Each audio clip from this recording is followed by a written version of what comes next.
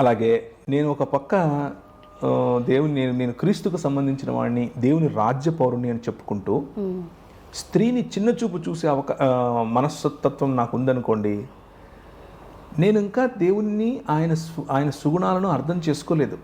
ఆయన లాంటి భావజాలంలోనికి, క్రీస్తును పోలిన భావజాలంలోనికి నేను వెళ్ళలేదు. మతం పుచ్చుకున్నాను అంతే.